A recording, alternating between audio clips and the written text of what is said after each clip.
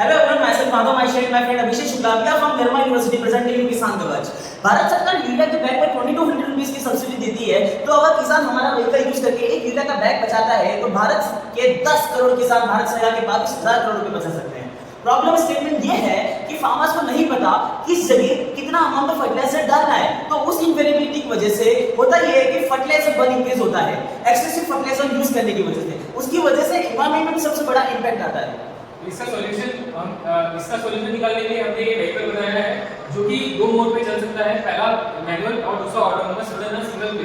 And साथ ही साथ में हमने इसमें मॉड्यूलर अटैचमेंट भी डाले हैं जो कि इजीली अटैच और डिटैच हो सकते हैं। पहला मॉड्यूलर अटैचमेंट जो है वो स्प्रे टैंक और सेंट्रीफ्यूगल स्प्रेयर का यूज करता है और fertilizer spraying.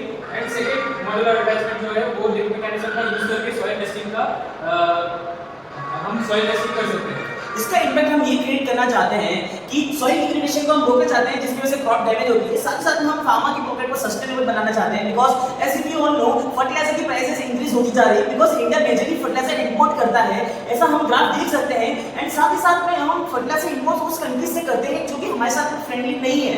As you can see the data. Moreover हम करना क्या चाहते हैं, we are presenting a methodology जिसमें फार्मर को उसका लैंड मैप करना है। लैंड मैप करने के बाद में ये व्हीकल वहां पे जाके सैंपलिंग करेगा यूजिंग दिस सॉइल सेंसर जो कि हम इन हाउस डेवलप कर रहे हैं using the machine learning model.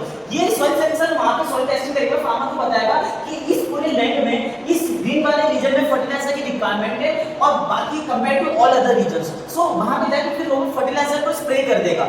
साथ ही साथ में हम इस रोवर को 1,20,000 रुपीस में मैनुअल में एज अ सेल आउट कर रहे हैं एंड साथ ही साथ में 1,40,000 इसकी ऑटोनोमस वाले प्राइस है।